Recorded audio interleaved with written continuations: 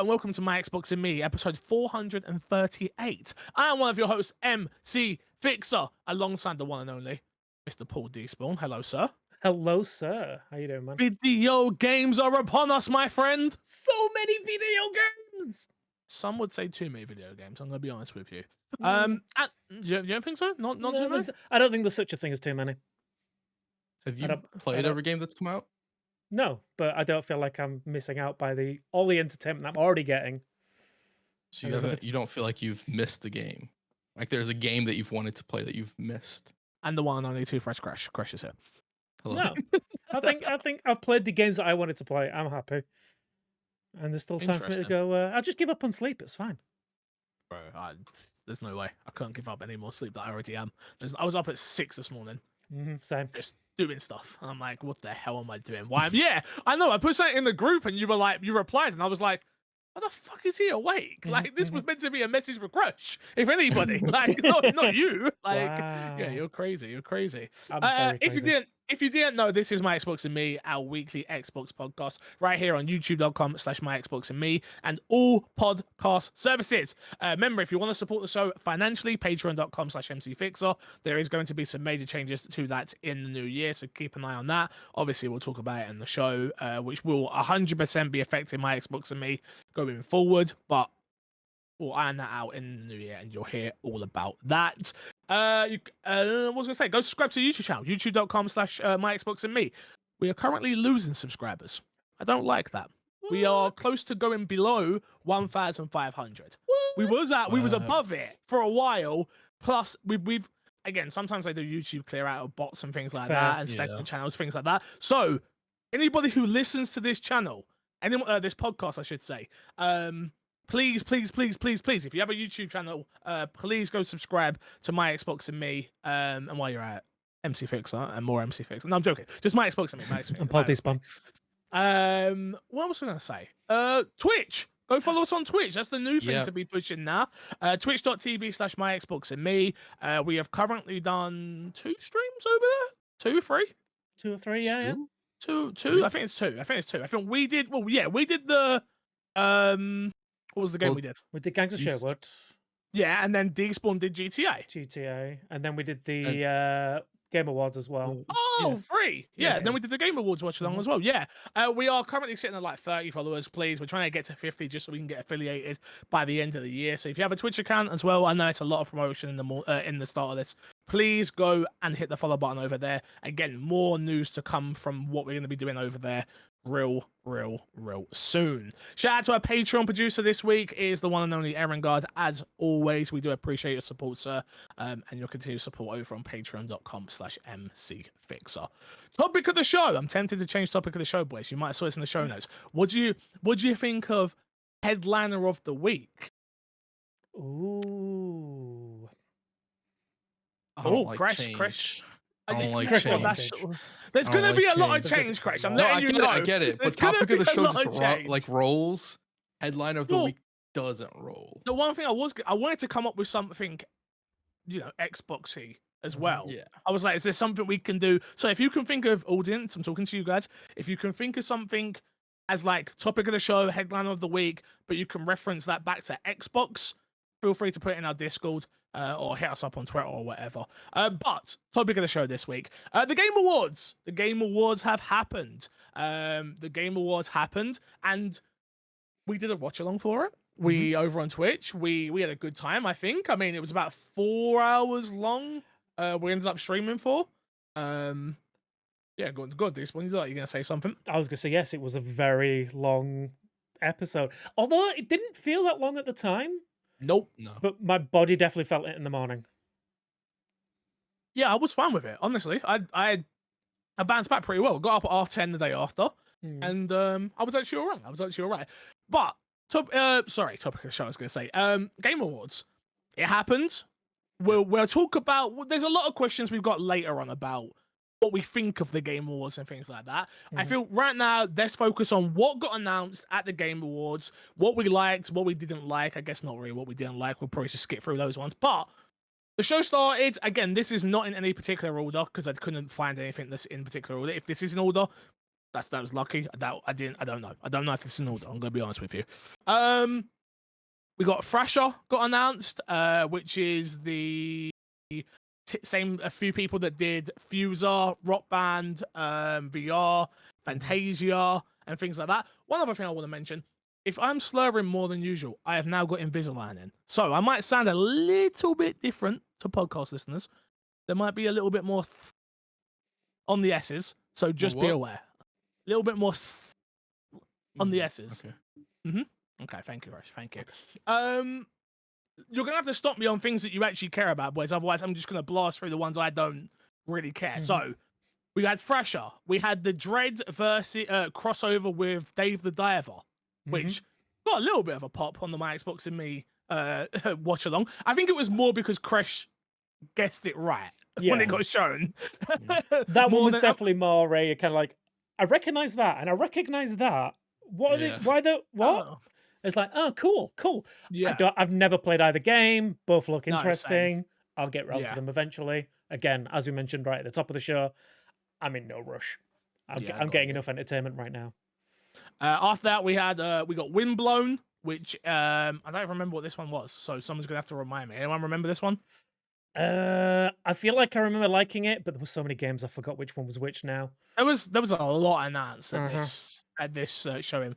Windblown was, let's have a look. See. So while you're looking it up, I went through this. Oh, this is the 4-player Dead Cells one. That's the one it was. Yeah, we did. We all like the look of this. Yeah, this one looked really good. Yeah, this one I'm excited for. So yeah, we this is this done by the same team that did Dead Cells? Yeah. So that's the only problem with the Game Awards, right? Like you watch so much stuff that you forget what gets shown at the start, and then you only, well, at least for me, I speak for myself, then you forget about all the other bits. So yeah. This actually looked really good. I like the fact that it's obviously 4-player co-op. Dead Cells 4-player co-op, meaning, you know, that co-opness for me is going to make that game so much more fun. That genre, I should say, so much more fun. Like for me, I'm not really into those type of games, like the way I know you guys are. But the fact that we can all jump in together, and maybe even there'd be a case of, and those games usually, if you die really quickly, you can stop playing pretty fast, right? Yeah. For me, it's a case of like Kresh might be on. They'd be like, "Yo, do you want to jump in and play it to try to do a run?" And then he'd be like, "Oh, I'm gone. That's here." Yeah. That to me is actually appealing. Yeah. I am interested. Again, I was gonna say I am very interested to see how they're gonna play that out, like a multiplayer roguelike, because it is very much like that one life run kind of capacity kind of game. I don't know how it's going to work in multiplayer, but I am very excited to find out. I love the art style for this one. This, if I remember correctly, this is the isometric top-down version of it. Yeah, rather than being like a 2D side scroll. Yeah, so it's a little bit Hades, a little bit Bastion, that kind of stuff. I'm very excited for this one. And yeah, like you say, like having it where it's like short runs, jump in 15-20 minutes at a time. I'm 100% down for that. Kresh, you enjoyed Dead Cells a lot, so this is definitely going to be up your alley. Yeah, I'm super excited for this. Also, Dead Cells has gotten so much love and support post-launch from the studio that, like, if this ends up doing well and ends up being a good game, I'm sure that means there's a lot of content, possibly crossovers to come with, because we have gotten the Dead Cells Castlevania crossover, for example. So just seeing what they could do with the game if it's successful, but I also just really like the look, right? I think it being co-op, like you guys mentioned, is super, super interesting. The dashing looked very cool. Visually, it also looked like a very pleasing game. Super excited for this one. Next up, we had Brothers, a Tower Two Sons remake. Joseph Ferris' first game that really put him on the map, if I'm being from what I remember. I remember when this game came out, everybody was talking about it. Everybody. Wasn't a game that I actually played. I ended up playing It Takes Two. I ended up playing A Way Out. Was my first Joseph Ferris game after he did the Game Awards and the Oscar stuff. Then I was like, yeah, I'm in. This guy? Yeah, I'm in. Excited for a remake, especially for, did either of you play it?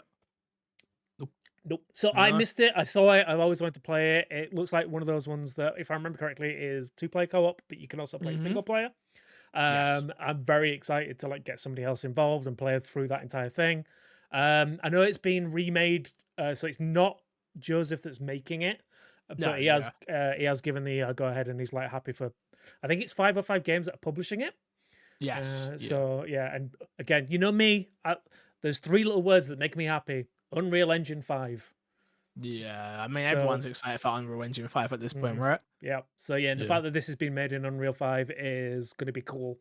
What they showed looks gorgeous as well. I don't know if this is going to be online co-op or not. I'd be I interested know to it. see. I know it had local. I don't know. I know Mhm. it had local co-op. But I don't know if it's going to have online. To be honest with Yeah. you. I'd be interested to Interesting. find out. Next up, you have Exodus. Exodus. I don't even remember what this one was. It was Matthew probably space. McConaughey, Oh Mass Effect, Yeah. the yes, old BioWare devs. yes, Yeah. yes, yes, Yeah. yes, yes. A lot of people are excited about this game. Yeah, I liked it once they started showing gameplay for the game. Yeah. I started like being into it. The whole CGI trailer, and they're going through the spacey sci-fi narrative. I'm like, I could do Mhm. without it. And then you get to the gameplay. I'm like, oh no, this actually looks like it could be cool. Yeah, I'm this is like a intrigued. bit more action to it, which is I'm very excited for that. But yeah, and also it looks like they're doing again with it being Matthew McConaughey playing around with time dilation. I think they mentioned. I'm very excited to see what they do with that. I always love a good cool concept in a video game rather than it just being a standard shooter or an action game. So yeah, interested to see what they do with this one. Yeah, definitely, definitely. Well, I mean, Matthew McConaughey is a good actor. I like him. All right, I like him. all right. All right, all right, all right. Yeah, I think yours was better. Next up, we had God of War Ragnarok. They came out with their DLC for Valhalla, called Valhalla. Sorry. It's an epilogue for God of War. Again, not too much to talk about really on this podcast. But I'm sure both of you are excited because I know you love God of War. Yeah. Although Yeah. I haven't finished Ragnarok yet, but I did. Oh, I am quite close to the end, I believe, and I did start playing it again today. Fake gamer, fake gamer. I will believe you. say one thing I love that Sony's been doing, and I'd love to see Xbox doing it more so, which you do get to a degree, is going to some of these single player experiences and adding this sort of like roguelike element to it. I would say PlayStation, of the three big publishers, are the ones that are really adapting their games well post-launch. If I'm honest with you, you've got to think you've had Ghost of Tsushima had the multiplayer mode that got added. Obviously, The Last of Us, we're waiting, but they've added things as well. There's a lot. I mean, there's critiques that you can also say about PlayStation when it comes to certain things as well. So this isn't like, I don't love the way they do remakes, if I'm honest, on newer titles, but that's neither here nor there. But yeah, I do agree with you that it's something. What? Go on. I'm gonna say you don't want to buy Last of Us 12 more times. No, I'm good. I'm good. Okay. Yeah, I do like the way they're adapting their games and they're changing. We know what God of War is, right? God of War is God of War. But then you go in and play it, and then they've added this new mode, which is this, or they've added that to this and this. Yeah, it's very cool. One of the complaints is always like, how do you create longevity in a single player game once you play it once it's done? By adding stuff like this and making it free, you add that sort of longevity, which Xbox hasn't had to really deal with for the most part, because most of their games do have, so far, I've had a very big emphasis on multiplayer, right? Yes. So going forward, when we start seeing some of those more single player elements, like with Blade, which we'll talk about later, will they add a mode like this? I think that would be pretty dope if it fits within the game, of course. We'll see. We'll definitely see. We're talking about Blade soon. Yeah, definitely. Oh, Big Walk. I don't remember this one. Either of you guys remember this? Yeah. So this is the one from House who did Untitled Goose Game. So this is the weird duck-looking walking sim, where you got to solve loads of puzzles and stuff. Suitably weird, which is what I expect from House. But yeah, I'm interested to see how this one actually plays before I go getting super hyped for it. Yeah, no, not for me. Not for me. Untitled Goose Game weren't for me either. I can see the fun in Untitled Goose Game more than I can this game, if I'm perfectly honest. Oh no, yeah, 100%. Yeah, I get that. I guess I reckon this would be one of those games that like it comes out, everyone raves about it, and then I'll be the one sat back being like, I'm good. I'm good. Not for me. Not for me. We saw more Prince of Persia: The Last Crown. They announced there's going to be a free demo, and the game's obviously coming out January 11th. We've got to see a little bit more of the story. I really like the look of this game, to be honest with you. Yeah, go on, please. I was going to say, I'm loving everything that they've shown about this game. Getting hands on it was this year as well. just solidified how excited I am for this game. I did know that they announced that it's coming early as well to Ubisoft Plus, so I think you can get it a few days early early. access. So yeah, so I'm super excited. This might be the game that gets me to subscribe to Ubisoft Plus, or I might just hit up somebody I know. No, I can't even get you that. I can't even get myself that. I don't even have Ubisoft Plus. It sounds so corporate, but I do actually like Ubisoft Plus as a service. Yeah. Again, take everything I say with a pinch of salt, blah blah blah blah, whatever Ubisoft, yeah, whatever. Yeah, I do. The one thing I like about Ubisoft Plus more than just the games is the add-ons and stuff that you get with it. And that's always the thing that I notice when I'm in the office playing games. It's like with Assassin's Creed Mirage, it was the armor set, which you get the Prince of Persia armor set. And I'm like, how'd you get this? Like, oh, Ubisoft Plus. I'm like, oh, kind of want Ubisoft Plus just for that. But they've done that with that. They've done it with Rainbow. They've done it with the Crew. Like literally every game that you play. I know we shot on like Ubi Connect a lot. Well, it's not great. Yeah. I was gonna say they've had this since like Assassin's Creed 3 or something like that, where you can get like different outfits and armors and stuff like that in the game through just playing other Ubisoft games. Yeah. Ubisoft's always been very forward with that mindset for a very long time. Yeah. I like it. I like it. I know people don't, but I like it. I really like it. Yeah, I think I agree with you in the fact that like the fact that you can get the gold editions or whatever as part of Ubi Plus is something that not a lot of people would do. And the fact that they're just going ahead and going, have the full-fledged versions of every single game with all our DLC. Even Xbox don't do it with Game Pass. It's like you have to pay it. Like you get a discount, but you have to pay for the DLC if you want it. But Ubisoft's just like, no, have it all for free. Well, have it all for no additional cost. Let me say. Yeah. But it's I like the early access idea from them. I like that it's tied to the subscription service. I think that's a good thing because like Xbox didn't do with the subscription service, right? I think it's a smart business plan. Yeah. Oh, absolutely. Yeah. I think it's. I don't know how many people will sign up for it though. I think of the early access stuff we've seen, this is probably my favorite approach to it, where it's like get this subscription service, you get early access to this game, but you also have access to the whole other library as opposed to like buy the ultimate edition for this game. Even on Xbox, it was for Starfield. You had to buy the deluxe edition, which only cost like $40. It was just the cost of whatever the ultimate edition was as opposed to the base game, which cool, that's not a problem. But it does create more of a barrier to entry to that early access period where this is, it's not costless, but it is more affordable, I'd assume, for a lot of people. I agree. After that, we got to see more Senua Saga Hellblade 2. Fantastic showing, if we're being honest. Chris, you can kick us off with this one, but what did you think? I liked it. I think it looked like more Senua Saga, except a lot prettier than it did before. Again, this is a game that feels out of reach. We only got a year for it this time, right? Yes. 2024. Yeah. Yep. So that is a little bit not worrying for me, but it still leaves me wondering like when exactly is it going to drop? I don't think it drops first half of the year now. No. But as far as what we did see, I thought looked really, really good. Yeah. As someone who's not played either of the hasn't played the original, I should say. I'm like, okay, I have to play the first game. Like, I need to play this because this game looks amazing. Graphically, it looks amazing. World building looks amazing. And yeah, if it lives up to the hype of what people have spoken about it, even when it was an exclusive on PlayStation, like I'm in for a real good treat. So yeah. My number one, I gotta say, my number one request before we talk about what I thought of 2. I don't know if you always do, but definitely play headphones. Hellblade 1. Yeah. Like their audio is some of the best audio in the game. And that I know after that comes off to saying Alan Wake the other week. But yeah, it's such a good game. But yeah, no, I am super excited. I think this is probably the best this game has ever looked, which is understandable. And to be fair, it's probably one of the best looking games on Xbox from what I've seen so far. It's gorgeous. Yeah, I guess so. It's up there with Forza, right? Mm-hmm. It's like if we're being honest, it's got to be up there with Forza, and Forza's probably the best game I've seen run. So yeah, well, but Forza racing games are like a cheat, you know? Yeah, it's just static model, put a shiny thing on it.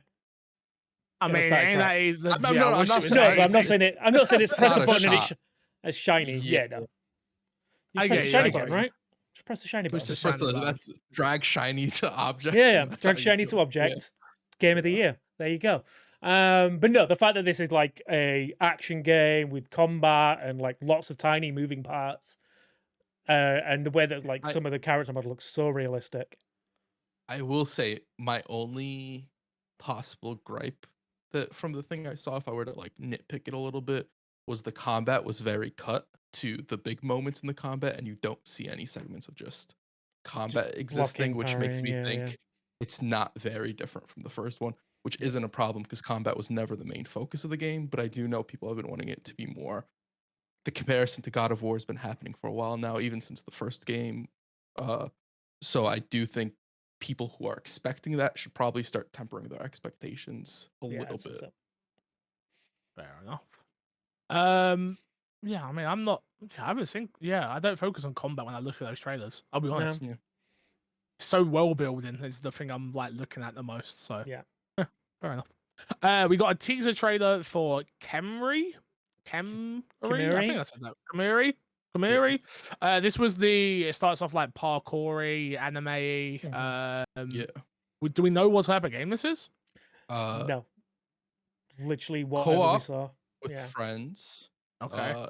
I don't know. It from the trailer, it looked like it'd be like Sunset Overdrive-esque. Mm-hmm.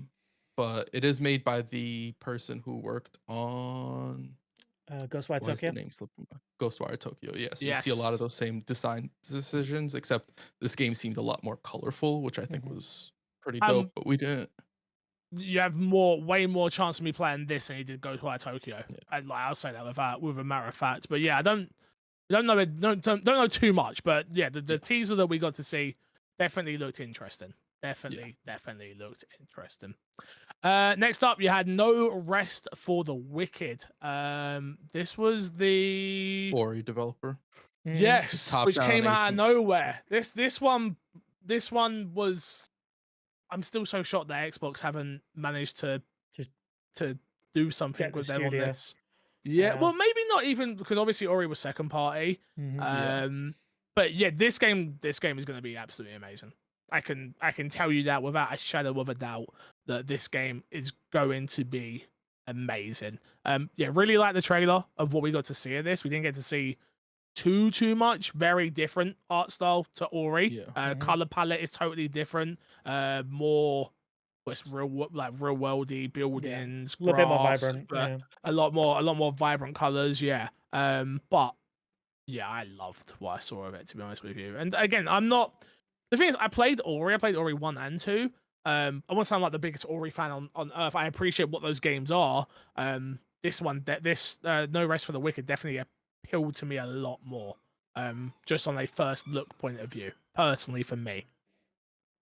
No, Fresh? I'm kind of indifferent on the game. You don't like platformers? This game isn't a platform. No, I know it isn't, but I'm just saying that Yeah. Ori is a lot of platforming. So Mhm. Yeah. But Ori, at least like visually and conceptually, I think was more interesting than this game comes off to me Interesting. personally. Fair. Yeah. Fair. Interesting. Yeah. Despawn? I think I'm like in the middle of the two. Like I'm interested to play this. But yeah, I didn't put a lot of time into Ori, but I know that I love the art style of those games. So I'm very interested to see how this one plays in comparison. But yeah, very excited to at least get hands on and try it. This is going to early access on PC as well, early 2024, if I'm not mistaken. So yeah, it's going to be interesting. Definitely going to be interesting. Next up, I think we have the second biggest announcement of the entire showcase for me personally. Multiple Sega games were announced. When we were watching the trailer, if you haven't watched our reaction, go check it out. I remember seeing it and Crash went, "Oh, Despawn said, Streets of Rage." And I went, "No, Yeah. it's not." I There's no literally way. just dismissed him. Yeah. Like, so Not a chance. dismissive. Not a chance. I thought Someone it was mentioned like, mobile before. That was the I problem. think I did. I think I looked because when we first started, like I thought Sega aren't going to do any first like massive games. I'm like, is this some like because it looks like just a sizzle reel thing? So I thought, is this Yeah. like a mobile thing or what is this? I thought it was just upgraded graphics for like a sizzle reel for like what the studio's done to like Mhm. just a blank a Sega commercial sorts Yeah. in the middle of the award show, then it was clearly, obviously, a remake. At a certain point, we realized that, and it became a very, very hype thing to see. So we are getting Crazy Taxi, a brand new Crazy Taxi. They call them it's Crazy Taxi, Golden Axe, Jet Set Radio, Shinobi, and Streets of Rage. Now, I don't know how many of you understand. Like, the reason I'm sat here today is because of the Sega Mega Drive. Like, that is the machine that got me into video games, where I knew that gaming was going to be the biggest part of my life. Like, I had a car. I've said this before on the show. I had a cartridge that had Golden Axe, Streets of Rage, and Bejeweled on it. Yep, I remember that one. I played the shit out of it. I had Shinobi as well. So, Golden Axe, Shinobi, and Streets of Rage in a modern era type game, because they didn't look. Streets of Rage didn't look like, it wasn't a site. It wasn't like Streets of Rage 4. No, This was like a 3D. modern 3D. Same thing with Golden Axe, and I'm like, I was losing my mind a little bit, man. Honestly, I was so hyped. And they looked like they weren't just some sort of cheap version of the game to like cash in. I think that's the big thing for me. Yeah. Obviously they're probably still very early on, so they didn't look, if you're like nitpicking it, they didn't look amazing. But there's definitely room to go from there. And the base of what we saw, I think, was better than what I would have thought they would have done if they made these games, to be honest. There was a reason that we only got about 5 seconds of gameplay on each of them. Also, very important to note that they said, like, I think everything that's come out of Sega when they list these games is "and more to come" or something along those lines. So there's clearly more. They're looking at their backlog now, I think, and sort of what they have that I care about. I'm not too sure. I do know, just to follow up on that, what you're thinking, I do know that there was an interview that they said after, like, basically they're looking back at their Dreamcast era, which was like the best / worst time for them, because it was like the last real console they did, but like it was when they were just going nuts with things. So if they're trying to they say that they're trying to recapture that energy for Sega of just like throwing all the cool shit at the wall, which kind of excites me more. Like just imagining Sega going nuts with their games, and like we see, like diving into these franchises of like, yo, we're just announcing we're working on 5 games just out off the bat for no reason. It's like, here's 5 games coming up, and then some of the best franchises from my childhood as well. Like, I used to love Golden Axe, riding around on those weird little lizard things. Yep. Oh, so good. But yeah, bringing that into like a kind of 2.5 3D element. I can't wait. The only problem with what you just said about like them looking back at more stuff, they pretty much announced everything that I would care about right here. Fair. Like Golden Axe, Shinobi, Streets of Rage. Again, if they can iterate on Streets of Rage more and more and more, I'll always be happy. I love those type of games. I'm trying to think what else there was. Aladdin, but again, that's IP. It's not even. There's one that I would love to see them like just completely rework from the ground up. I don't know if you guys remember Kid Chameleon.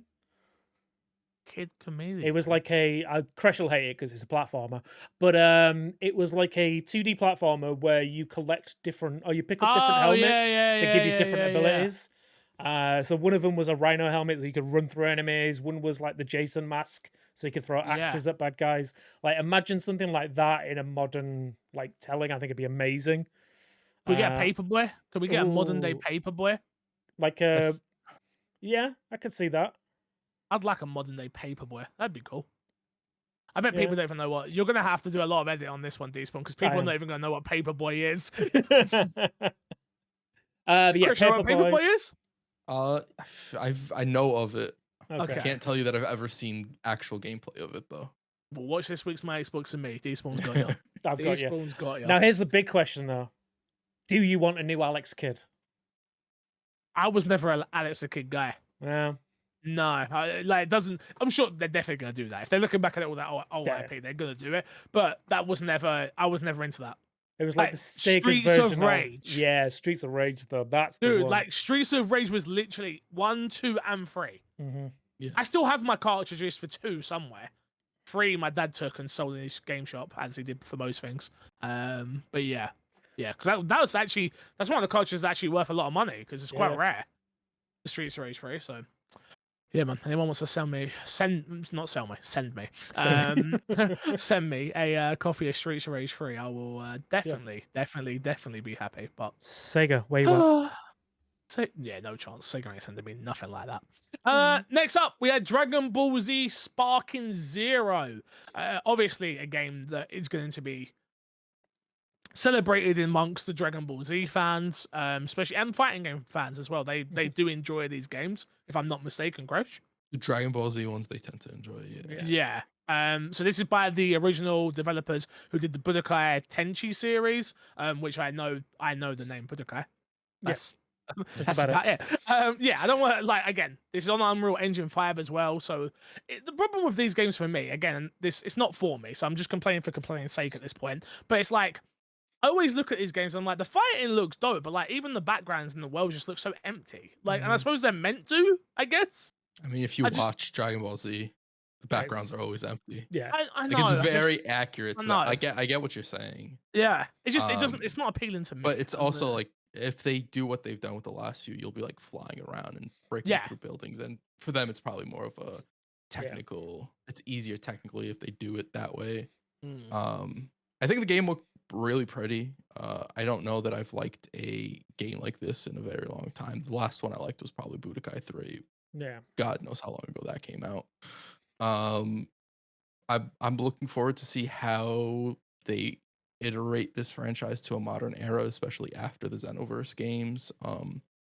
Do some really interesting stuff. It'd be very easy to get me into this. Just I don't think they necessarily will. Yeah. I mean, for me, I'm very fair weather when it comes to Dragon Ball. Like not really playing any of the games. What is the difference between like a Xenoverse and a Budokai? Or is it Xenoverse was it wasn't really like fighting, it was just like single player more so than anything. Oh, so is this like a proper PvP-esque? Yes, like these are like PvP like 1v1 games. They might have like NPCs, they might have like they've had non-normal characters, but that's just campaign stuff, but it's mostly just a 1v1 sort of type of game. Fair. Yeah. I know some people will be very excited. Oh yeah, 100%. Next up, you've got the casting of Frank Stone. This is the new game from Supermassive, which is also based off of Dead by Daylight. This is a me type game all day, every day. Walking sim, choose your own adventure type game. Graphically looked amazing. I've watched this trailer a couple of times already. I'm at this point, I'm a Supermassive fanboy. Like literally every game they put out, I am there day one. Want to stream it, want to enjoy that world, and I think this is like the perfect two groups coming together: Dead by Daylight and Supermassive. Yeah, this game for me can't miss. I don't think. Yeah, this is story really bad. I'm gonna say this is set up to fail. Like there's if they're like there's no way that they can get this wrong, right? I don't think so. Right? I mean, they do horror so well. They do horror so well. Kill people, jump scares, you're good. I think they have a horror, like a studio who's really good at horror, mixed with a world that horror fans generally really care for with Dead by Daylight. That seems like the lore of it seems interesting. There's just never really been an exploration of that lore for the most part, and so finally being able to explore that in a single player game, I think absolutely, like if they fail, I think it'd be very hard for them to outright fail and make a bad game at this point. I feel like it's just gonna hit really well because like you said, right? You've got the Dead by Daylight purists who that is all they play. That is their version of a PUBG or a Fortnite or a Call of Duty. That is their game, and they've invested so much time into this world. They know the lore of the characters. They know these worlds inside and out, right? And then you have Supermassive, who knows how to do very good storytelling in those type of worlds. I think it's gonna be so good. I'm really excited for this one. Like really excited for this one. One thing I would say. Sorry, go on, please. Not a fan of the name. Don't know why. Just doesn't really sit well with me. Makes perfect sense with the characters, style. But the art yeah, style, it makes perfect sense. I don't know. Just looking back, it's like the casting of Frank. All right, Frank. Frank Stone. Well, Frank Stone. Frank Stone. All right. If you say Frank, you know it what? does sound really whack. If you Right. add, you gotta add the stone. You got to have the stone. Yeah, Okay. Frank Okay. Stone. Yeah. All right. No, I'm calling it the casting of Frank. Next up, we got Visions of Mana, new game, obviously from series, but you know what I meant by new title. From Square Enix. Most people know what Mana is and this whole world, right? If you're into them, you're into them. If you're not, you're not. Chris, I couldn't remember. Are you? You're not. You are. You're Never not. played them. Oh, okay. Don't really care. I'm interested to see what they do with it. It's been a franchise that's been gone for like a very long time. So Like 15 interested years to see since the what they last do with mainline. it. Yeah. Yeah. Can't say that it's something I'm particularly looking forward to personally though. Yeah. Gotcha. The big news here is obviously the game launching day and date with on Xbox, like it is on PlayStation and other places, which is obviously super important. Nice to see. Super important. Yeah. Oh, absolutely. Yeah, like we said this Absolutely. before in the past. Like obviously Square have made a commitment to work with Xbox a bit better, and this seems to be like one of those kind of fruitions of that. So yeah, I'm very interested to see this keep going when a game that actually I'm interested in comes along. What, a game maybe like Rise of Ronin? Not for me. New Team Ninja game, open world action RPG. You know what Team Ninja makes at this point. You know what type of game this is. Same team that did Neo. If you're into Neo and Ninja Gaiden, yeah, Crash is gonna be all over this. I'll let him talk. I'm so excited for this game. It looks like it's a mix between like taking Neo and putting it in an open world. The only thing I really want the game to do is drop the stupid loot system. It is the worst thing about any of Team Ninja's games. If you go and play Wolong Dynasty on Xbox Game Pass, like it's the worst thing about that game. It is consistently the worst thing about their games. They try and do the whole tiered loot and all that stuff, but most even MMOs that do that sort of system end up failing miserably at it. There's no reason to add it to their games. Other than that, I'm incredibly excited to see what they've done with what they've learned from Neo and other games that they've done and take it into an open world format. It's something to really look forward to.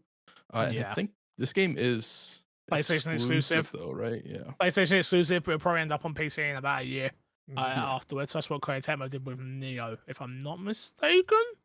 Sounds about right. Yeah. I think the PC version might come out sooner, and it didn't take as long between both. But it wasn't very good. I remember playing Neo on PC, and like it didn't even have controller support at one point.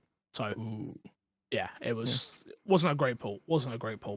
One that will obviously be on the tip of Xbox fans' tongues. OD is officially unveiled. This is Hideo Kojima's new title. Obviously working with Xbox Game Studios for it. We didn't get much other than it's weird for me to say that. In terms of gameplay, we didn't get much. We got a look of what I would say was more a teaser / visual representation for what he's going for. Also, Jordan Peele came out. He's in that blew my mind. He's in cahoots on this one. He's working on this one along with, which they said there's a Avengers type cast working on this title as well in terms of actors.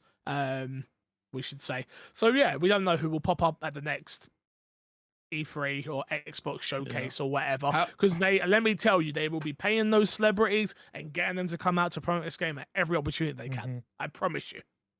How long do you think this game takes to come out? Oh, another 3 to 4 years. Yeah, at least. Yeah. Because I think they announced last year they were on production of Death Stranding 2. So unless they have hired out another studio level amount of staff, I don't think they're going to have like both games on in full at the same time. So yeah, I feel Death Stranding first, then this will come out. Yeah, 2026, 2027? I'd say so. Yeah. And I'm absolutely fine with it. Yeah. The only thing I will say is, could we not have Hideo come out every year to tell us about the update of the game? Oh, he's going to. No, you have to. I just want to know, like, the year before it's coming out, just like here's the final drop. That's not how he even. That's not him. Like, you're asking not to be him. That's not what he does. Also, Keely won't allow it. That's not him. I mean, Keely will just have him on for whatever. He can talk about his podcast. I don't think Keely cares what he's talking about. As long as he's there, he just wants a But hug. I think Xbox would also like him to talk about this every year. Yeah, true. Right? Xbox This is a big Xbox thing. It's not even about Xbox wanting. It's Xbox need him to come out and talk about it. This is Yeah. Kojima. I know. This is one of the greatest people, whether you like his games or not, one of the greatest love his minds in games. video games. No, but I'm saying, like, just in general to the audience, right? One of the greatest minds in our industry. He is up there. He is up there, if not the top. He's up there with the Todd Howards. He's up there with the Shinji Mikamis. Like, these are the elite of elite when it comes to our industry. So yeah, no, they're gonna have him come out as much as they can get him to come out and talk about it. They're gonna have him come out and talk about it. I can promise you that. So yeah, no, if you're expecting anything different, you're in for a surprise, boys. You're in for a surprise. Next up, Jurassic Park Survival. So brand new Jurassic Park game. You play the role of Dr. Maya Josie, I believe, who's a scientist. It's a narrative-driven game. We don't know too much else. Maybe focused on first-person stealth action. You know, we're still waiting to see more. But yeah, it should be interesting. Jurassic Park fans, you're eating. This is good. It looked good. I just don't know what type of game it is yet until we see full-on gameplay and stuff. Yeah, I love the trailer though. I absolutely adore the trailer. Trailer was good. I love the kind of nods, like if you paid attention, like all the nods to the original movie, like the upturned car, that kind of stuff, and all the broken fences. I think there was a moment in the original movie where they locked a raptor in a freezer, and seeing that freezer open at the end of the trailer was hilarious to me. But yeah, no, I'm so excited for this. Like, if this could do well, can we then get Dino Crisis, please? Pretty please? This game has no... I know it's got no ties to it, Dino Crisis but like, whatsoever. If a Jurassic Park game can do well in a survival, like, I guess it's going to be a survival horror-esque type thing. Like, I just, put the idea out there into someone's head at Capcom, please. We're going to get... I think Capcom's talked about it. You're gonna get decided once we run dry on Resident Evil and we need some other sort of game, we'll go to Dino Crisis. Absolutely, totally agree. Right now, use the Resident Evil well till it's dry, and then have people clamoring for it. People talk about it. I don't think people are clamoring for it yet. Yeah, not the way they were for a remake for Resident Evil 2. No, I get that. Yeah. They were going to say there are two series I want on a remake, not them like Capcom, but just in general. I want a Dino Crisis and I want a Parasite Eve from Square. Interesting. I don't know if you ever remember that game. Oh. Yeah, I remember Parasite Eve. Yeah, man, that was my childhood. No chance. No, I know. You ever get Parasite Eve, but I don't know. Square are a company I don't feel like can afford a loss like that. True. They need to guarantee wins every time, don't they? Unless it was like Xbox or PlayStation, like, hey, we'll pay you all the money. No, if they pay for it, different, but no. Next up, Fortnite Rocket Racing. We kind of already knew this from what came out from Fortnite's universe changing thing. It's there's a lot of Fortnite news out there at the moment. We'll probably talk about it more next week, but yeah, they're trying to make the Rock Band kits work for their festival, which is nuts. I love that idea, but yeah, very, very, very interesting. New trailer for Black Myth Wulong, which is obviously the RPG rooted in Chinese mythology game. This one's been teased and teased and teased, and we've seen bits and we've seen trailers, and this trailer did just as good as every single other one they've shown. The game looks absolutely remarkable. Crash, again, this is a more U-type game. You ready? Yeah, oh man. This is probably my second favorite thing that I saw at the showcase. Every time this game gets shown, it's better and better. The budget clearly increasing because the quality of what we see also going up. Nuts. Yeah, I'm very excited to see what they do with this, and then also the ramifications for having a game, not a first party, but a AAA game like this coming out of China that isn't some sort of like gacha game or a MOBA or something like that, and having it do well possibly in the Western market, and to see how that sort of influences the gaming in general in the region, game making. I think it'll be very, very interesting to see. Yeah, I just to riff off of you saying about, they've definitely got more money. Like, Yeah.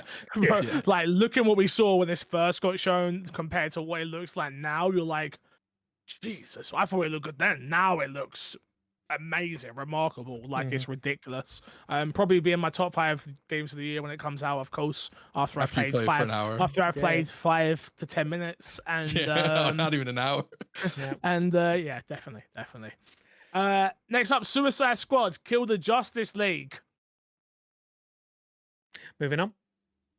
All right, on to the next one. Warframe, whispers in the... No, that's not. Suicide Justice League. We saw more gameplay. It just isn't hitting. I'm maybe it will hit differently when I get to play it. Maybe. But as of right now, I am not that interested in this game. Is the best thing I can say. Yeah.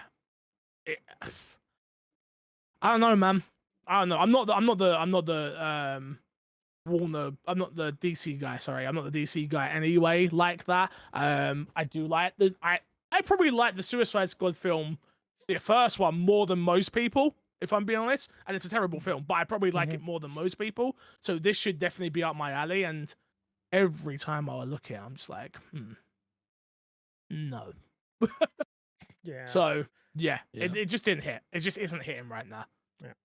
I hope the story is good. I'm gonna say there's not a lot me and Krish can say about this because we've had hands on time, but NDAs say we can't talk about it.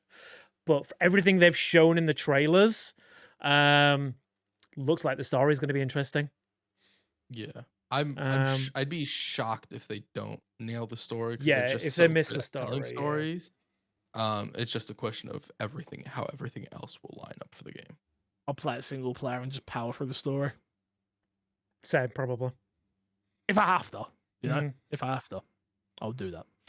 Yeah, Warframe, Whispers in the Walls is the new. I don't want to misquote. Is it a new expansion or new update? I don't know what the right wording is. Yeah. Okay, new update for this. Obviously, Warframe. It's been going for a very, very, very, very long time. I remember when I first downloaded it on my PS4 when I first got that. Yeah. When it was free to play on the PS4, and I was like, yeah, free games, I'll play it, let's do it. And then really liking what was there, but obviously didn't stick with it. Amazing to see. This has had over 75 million players, which is crazy. It's got crossplay now and things like that. But yeah, the new update looked good. Not for me to jump in, but it looked good. Yeah. Every time I see this game, I'm like, maybe I'll jump in, but the skill floor for this game is just so high that it takes time to get accustomed to the game because you have to do like the sliding and the air dashing and all that stuff. It is a lot of movement in the game. Yeah. But they added cross progression, and that makes me very tempted to install it on my Xbox or my PlayStation or something like that and have it set up on a TV when I do want to sort of just relax more and not play a game at my desk to sort of have that. But yeah, I doubt that'll end up happening because it's just such a commitment to that game, especially like right now. There's just, I don't know if I could find the time to even invest into the game right now. Yeah, no, I get you. Next up we got Tales of Kenzera. I hope I said that correctly. Yeah. This was the one where the developer, and then we'll talk about devs and things like that later on in the show. But this one where the developer came out and was talking about his dad and all that stuff, and it was very, very emotional. The game looked decent. It's like it's a 2.5D platformer. Is that am I right in saying that? Platformer. Yeah. Esque, you know, it looked good. It looked very similar to. It's not really a platformer, I guess. This is the EA Play, EA original as well. Yeah. It looked very Prince of Persia, the new Prince of Persia. They had a lot of similarities in its gameplay, and that's so just to give people a visualization if you haven't seen the gameplay for this. Yeah, it looked okay. The story behind it moved me more than the game did, if I'm being totally honest. That man but that's can just speak. Yeah. We'll talk about it later. Yeah, we'll but talk, we'll talk about all the devs later. But yeah, I absolutely love the way this game looks. It looks like it's going to be so much fun. Mhm. I just hope it's not platform heavy is all I will say. I don't think it will be. I don't think It's so either. yeah, it seemed very much like a side scroller rather than a full on platformer, with Yeah. like combat and stuff. So I'm interested to see this one. And again, we'll talk about it later. But that man, oh, Jeez. Next up, we got Lost Record, Bloom and Rage. This is the new game from. Don't Oh nod. God, I'm forgetting this. Don't it is Don't Nod, right? Mhm. Yeah, from Don't Nod. Very Life is Strange esque. A story of it looks like it's going to be 4 girls.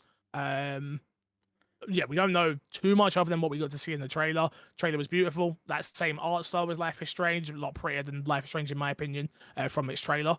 But yeah, it looks good. Story driven, narrative, action, adventure, not action, just adventure. Yeah. Can I tell you what they can do to absolutely get me completely invested in this game? Go on. Announce a release date and then announce for the following 4 weeks they will come out chapter by chapter. They're not going to do it. Never That gonna was do that so again. good though. They It don't was do that so anymore. good. Yeah, no, I agree. Yeah, no, they unfortunately, I totally agree with you, Crush. That's how I got into these games, and that's how I finished these games. Mhm. And now, I don't feel the need to finish them 9 times out of 10, Yeah, I think since unless the the change, story really gets me. yeah, since that change to like not being a episodic release, I don't think I've finished any type of those games. As soon as you drop it in full, I'll play through like 4 of the 5 chapters, and I'll get to that 5th one, like, right, I need a break, and then I never Yeah. come back to it. Yeah, because I don't think those games do well. Sorry to cut you up. I do apologize. I don't think those games do well in terms of playing them back to like hours on hours on hours on hours. Where playing it for 2 to 3 hours, depending if you're a completionist in terms of getting everything, right? And then having that water cooler moment of like, what did you do? Oh no, I did this. What did you do? Oh no, I did that. That really was a part of the game for me. Like, sell me the whole thing, like you did with Tell Me No. Tell Me what Why. was it? Tell Me Why. Thank you. Sell me the whole thing. I'll pay for the whole thing up front, but give it the way you give me that game. I would love it. I agree with you, Chris. It's 4 weeks, 1 episode a week.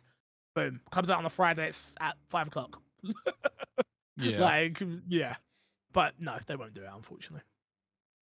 I'll still play this, though. This looks good. Or I say that. I'll watch Haley play it. Probably. Yeah. Probably. I then critique every move that she makes while she does it. Yeah, I'm a backseat gamer on those type of games. I'm sorry. Damn. Sue me. Next up, you had the first Berserker, Kazan? Kazan? Kazan? Yeah. Sure. Yeah. This was what, Crash? I'm Do I remember? right now. I think- This is the Dungeon Fighters game. We were all interested in this game. It was the guy, Who the was? samurai guy. Yeah. Here, I'm looking at it. I'm looking at it now. Is Yeah, this we the were one that all had like the interested in really cool color palette? Like it was very like Yes. It was like cell shaded ish, but Mhm. not completely. Ah, Yeah. Yeah. We were all into this when we saw it. Yeah. Yeah, I haven't got much more to add, but look cool. yeah, Looking forward to it. action Really cool. RPG. I mean, again, it reminded me slightly of like Combat for Sekiro in a little bit of elements like that. Like it looks like it's going to be a very hard game, so I will play it. I will love what I play, and I'll get angry at the second boss and never play it again. But I'll enjoy my time until I get there. Crush is eating. I'm saying Crush ate this game awards. There was so much Um, good stuff. Yeah, So much. Crush ate for this. Next up, we have the Apex Legends Final Fantasy VII Rebirth crossover event that starts January 9th. Rebirth joins the Outlands. Crush said he's going back. I've Apex been for planning the on going Super. back because this, but also they added cross progression. So I started playing Apex on PC and I stopped playing because I didn't have all of my unlocks and I didn't want to play on Xbox. With cross progression, that changes it. But then on top of that, you add in this event and there's like no doubt. I installed it after this event. I didn't install it when they added cross progression where I was like, I'm gonna jump back in. After this event, I was like, okay, I'm gonna install it. Very excited to see this. If only Crypto didn't get the cloud skin. Is all I will say. That upsets me. Yeah. Oh, was No it one- Crypto? I didn't No realize one, no one likes Crypto. He's all right. He's He's all right. not, but okay. But no, I'm He might be oh. buffed. You don't know. You ain't played Yeah. ages. He might be buffed by now. To be fair, yeah, this giving him the Buster Sword might make it one hit kill, and they'd be the best character in the game. True. I am so excited for this. Actually, like talking about it, like I love what Square are doing. It's like, yo, put Final Fantasy in everything now. Everyone loves it now again. It's great. Well, they've done it in the past with a lot of like mobile gotcha games. There's been a lot of crossover for a lot of franchises that'll go into that market. I think more recently, and a lot of that in these bigger titles is partly in these more Western titles is partly due to Fortnite's success, right? And that having all these crossover events. So seeing more of that come through is actually very exciting and very dope. I know they did a lot of it with Final Fantasy 15. Like Noctis turned up in everything. Like he was in fighting games, he was in all sorts. But yeah, so this the like Final Fantasy 7 is we keep saying my childhood, but this is the one. This is the one title which basically solidified my love of gaming. So seeing it pop up everywhere now is just the best thing in the world for me. And it means it gives me an excuse to go back to Apex and suck for a few hours. Yeah. I don't know. Just After we coming played back COD the other day, I'm not sure I want to play any that type of game with you anymore, Despawn, if I'm honest. I don't remember inviting you, so that's fine. Doesn't take criticism well. Moving on. Honker Star Row. Anyone excited for this? I mean, I play this game. You played it? Yeah. Oh. It's out. That was just an update. Oh, okay. Their trailers for like their stuff is very much for the people who play it. I recognize the logo, but yeah, I not for me. Not for me. It's like, yeah, you know what? Why does Not this even gonna. surprise me? Why does this not surprise me? You play this game, yeah. No point. No point me even talking about it. Next up, we had a very big announcement: Marvel's Blade. The trailer was very interesting. It started very. What is this? Oh god, I don't know what this is. Oh, cheeky barber. I'm criticizing the barber instantly. I'm like, dude, you need to relax. Like you're a barber, and then you realize who he's shaving, and boom, it's Blade. Big pop. Everyone goes nuts. It is being made by Bethesda, being Arcane Leon. Thank you, Arcane Leon, which is the same team that did Dishonored. And Deathloop.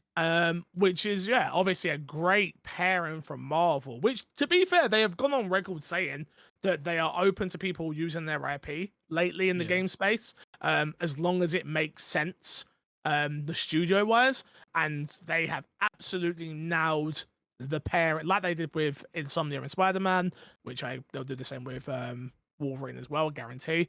But this is a great decision on Marvel's behalf to give this franchise to that studio, because they are going to absolutely smash it. Chris said to me that it's been confirmed that it's a third-person game. Yeah. Yep. Yeah, they said it during They mentioned the new day. I must have missed that. Yeah. Well, they said it, and I think you processed it as not third person for whatever reason. Yeah, I don't know why. That sounds like me. Yeah. No, it's third person. So I was excited when I thought it was first person, right? Because they make amazing first persons. I'm still excited that it's third person. I think Xbox needs third person games, right? Part of me is a little bit wary, and not really to like any big degree or anything like that, but the transition from mainly making first person to third person games, I think, is always a little bit risky, but we generally see that transition pay off, because a good developer, who would have thought, is always a good developer, no matter the point of view of the game they're making, right? Yeah. No, Go on, please. Sorry to interrupt. Yeah, I was gonna say, like, I know people were worried because as soon as I saw Vampires and Arcane together, they're like, uh-oh. I thought it was a Redfall. I thought it was a Redfall sequel or DLC or something, and they said, we're still working on the game. But the fact that it's Arcane Leon, who's a different studio from, I don't remember which studio it was. It was one of the other, I think it was Arcane Austin, who were the main studio behind Redfall. But yeah, Leon obviously are the ones that have released every game that everyone loves from Arcane. So you like say Dishonored, Deathloop. I think they did Prey as well. But yeah, I'm interested to see what it's going to be like third person, because like you say, the fact that they are like their pedigree is first person action RPGs. I'm interested to see how that's going to play out as a third person route. but it doesn't worry me because Yeah. if any studio can transition and still keep their like DNA together, I think it's going to be Arcane Leon. Yeah. Want to bring in Top Lift here, who says, as I'm aware, you've seen the disclosure around Blade's reveal, which I'm hyped for, but main discussion around it has been whether it's exclusive or not. Do you think Xbox should disclose this, or is it just fanboyisms for clicks? From Top Lift. Crash, kick us off. Where's your head at with this one? So I don't think Xbox should.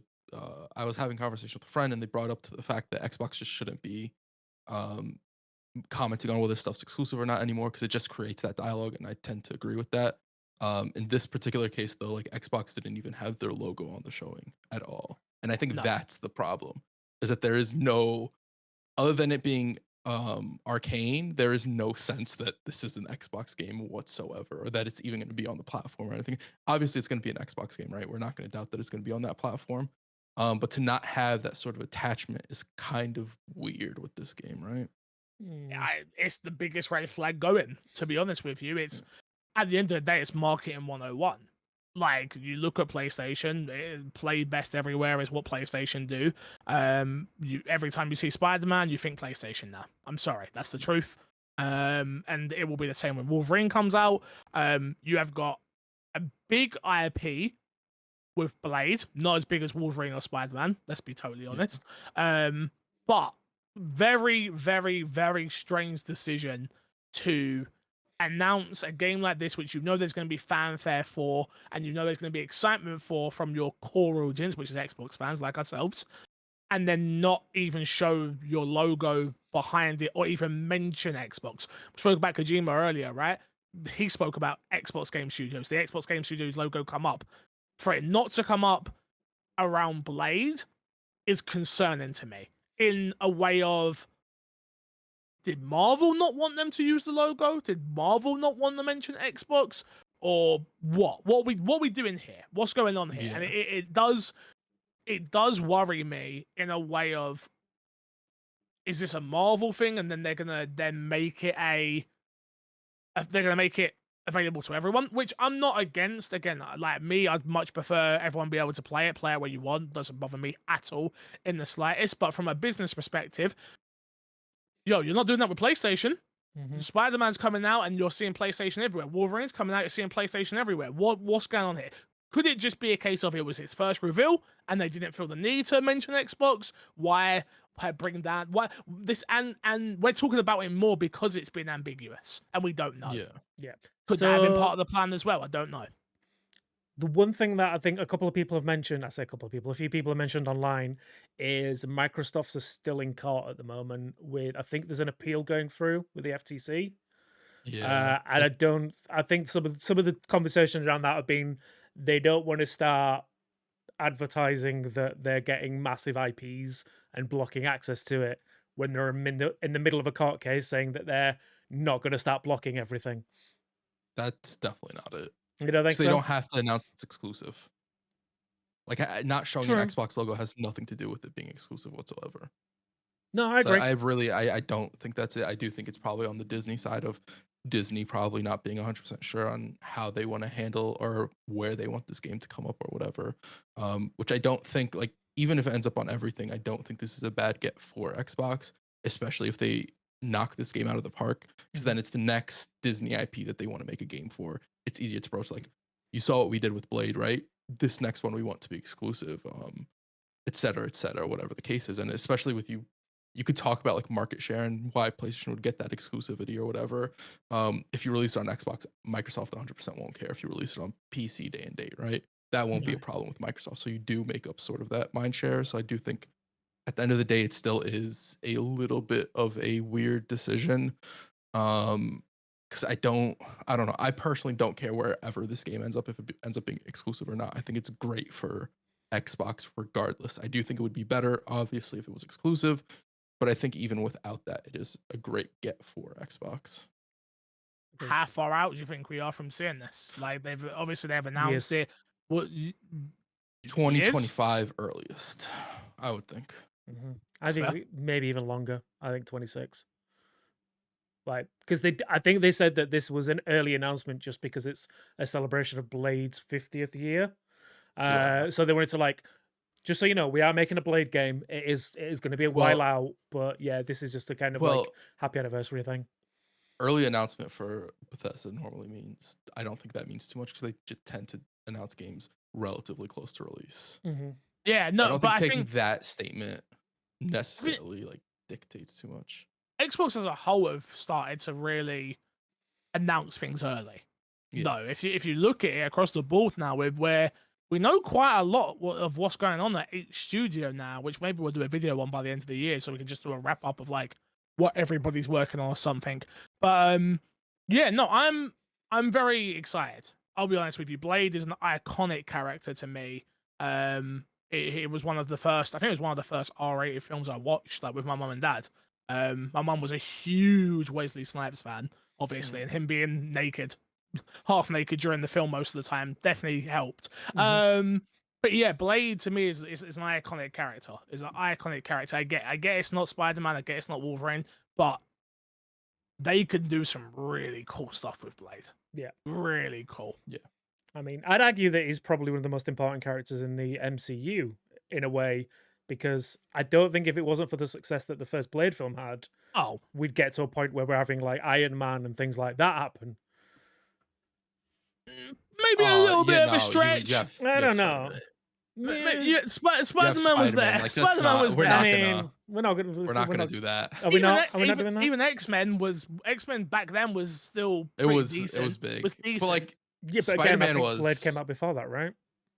yeah, I know. Yeah, I know, that's but what I'm saying. I don't, If it wasn't for the I'm success saying- of Blade, no, I don't think still Marvel that- Marvel before that were doing very B movie terrible releases for their a films. Spider-Man movie would have come out at some point and done amazing regardless. Okay. I agree. Anyway, moving on. After that, because we still got a lot to get through, boys. After that, we had the last Sentinel, if I'm not mistaken. Chris, I don't remember which one this is. So I'm looking it up right now. this was the you got one it? where it was the kids being protected by weird clone robots. Yes. Oh, yes. So yes. did a little digging. I think this is the first game since PUBG from the new studio. Oh, Oh, this is that team. Mm-hmm. I'm gonna be 100% honest with you. I was very hyped for this. That hype down a cliff. Just dipped. Oh no! Yeah. Oh no! But PUBG's so good. The There's trailer no looked like, amazing. there's nothing to go off of it being made by that team, right? Yeah, no. 'Cause if it's a team that I just don't know and I've never played a game or whatever, there's a sense of mystery. But I've played Yeah. PUBG. Yeah. I've played PUBG. it's not going Yeah, to but be like this isn't PUBG though. Universe. it's This not, is completely absolutely not. yeah. Yeah, no. I 100% get that, right? And you got to It's remember open the world, PUBG. Yeah. AAA open world. Like you know, I do Setting's remember the still very trailer now. cool. Yeah, the setting is cool. I'm optimistic. Yeah. I'm optimistic. Next up, you had the first Descent, which was the Descendant. Descendant. Sorry, apologies. Thank you. This is It was like the sci-fi. It's a looter shooter Destiny type of game yes. that was shown. They They had release a next beta. year. People like really like the beta. So I think it'll have some hype on release, but we'll see. Unfortunately, we all liked what was that Square game that came out? The beta for that as well, which was on Game Pass day one. Square. What was it called? Yes, the Square looter shooter that came out not too long ago. Oh, I cannot remember. I was in the creator program for it and everything. Oh, Outriders. Outriders. We all like that God, beta as well, mate. no. Yes, we did. People, I enjoyed the Yes, beta. we did. Yes, we did. We all enjoyed that beta. That game. Yeah, had but no that game idea. on release ended up being similar to the beta, except more of it, and that was the problem. I'm just saying. No, I get saying. what you're saying. I'm just saying the facts. I'm telling you the you know. facts. Then we had Zenless Zone Zero. This Another was MiHoYo game. I was gonna say thank you. Yeah, this is another one of those games that I literally switch off as soon as they come on the screen. Not because they're not good games. I'm sure they are fantastic to that audience. They're just not a me type of game, unfortunately. Very excited Anyone? for this. Cool. Yeah. All right. Yeah. Cool.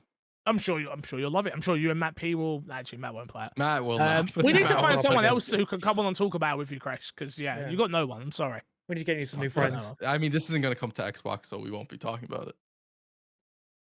What about me? Oh, true. I can do enemy by myself. Do Perfect. a little podcast about my video Just games you. Yeah, every week, cool. just me. I respect it. I There's no respect us in me. Yeah. The next up we have Mecha Break, which is the multiplayer / co-op mech combat game, bunch of customization. It looked really good. I remember you liking the look of this as they were playing it, and because when this no, not for me. Yeah. I was about to try and make a conversation about it. No. Yeah. I'm sorry. No. Go fuck yourself. No, it's not even called that. It's GTFO. Get the fuck out. The final chapter is. Did it have a release date? I can't remember. Or is it out? Can't even remember. I know remember they when did this dropped. I think it's finally come out. Okay. It's a 4-player prison escape shooter. Pretty much the concept is you start at one part of the map and you're working your way through to get extracted at the end of the map. I've played this. I did the sponsor stream for it. Enjoyed it. Very, very, very hard. Very team based. It's a good game, but it is very, very, very hard. Very hard.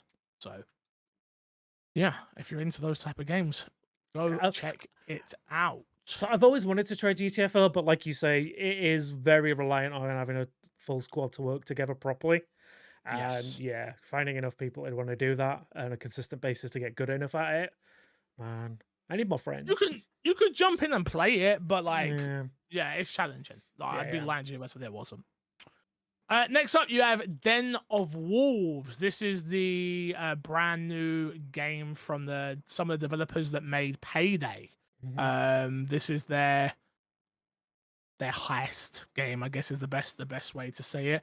Trailer was really cool. I like the concept of what they're going for. Unfortunately, until we actually see gameplay and see what this game actually is and what the gameplay is going to be like and the world and things like that, I'm going to hold off opinions. I like the idea of the game, especially with the failure of Payday 3 in a way. I liked Payday 3, but it just didn't have the stay power for me, which is unfortunate.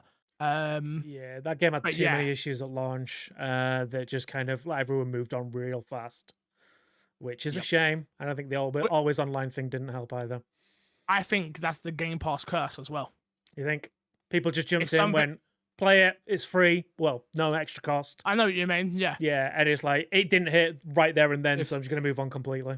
Yeah. If somebody pays like 60 bucks for a game, they'll just go back to it whenever it works because they spent the money on it. I don't want that to be a waste of money, essentially, right? But when it's on Game Pass, you're like, no, I'm not giving that another try. Until there's a reason to. Maybe a DLC will drop and it'll get popular again. But yeah, no. I like the look of this. I'm just not sure yet. Yeah. So I love Payday 2, and it is the developers that did Payday 2 as well. So and GTFO as well. So there's a great pedigree there. Yeah. Of devs. So yeah. Exoborn. This was the extraction shooter sci-fi game. With like the bulky robot arms sort of thing. I'm waiting for the extraction shooter to come out that I like. I don't think this will be it. Oh, I do remember this one now looking at it, extraction shooters are they're just a hard sell. Yeah. They're a really hard sell to me at this point in time. Well, the Division is the closest, and that's not an action shoot. That's not technically that. There's more to it. The closest was the beta for Division 1. Yeah, that was so good, and then after that, they just ruined it all. And I guess Escape from Tarkov is probably the best example of a extraction shooter that works. And I love that. So, again, I'm not good at it, and I don't understand it, but the concept and when I actually play it, I'm like, I love this. But Escape from Tarkov, in my mind, essentially is what's it called? PUBG or H1Z1, Yes. whichever one you want to go with there. Yeah. We're essentially waiting for that Fortnite experience, right? The accessible, fun, over the top. Who knows? It might even end up being Fortnite, right? At True. this rate, True. Imagine if Fortnite dropped an extraction shooter mode. Oh, they will. yeah, They will. probably will. Eventually. I Yeah. just I Yeah. don't want it to be a game mode. I want it to be like what they're doing with Lego and stuff like that, where it is Yeah, like yeah. wholly fully focused and fledged. things like that. Yeah. Yeah, no, I agree. Absolutely. We had Asgard Wraith 2. This is a Wrath, sequel to yeah. a game. Wrath.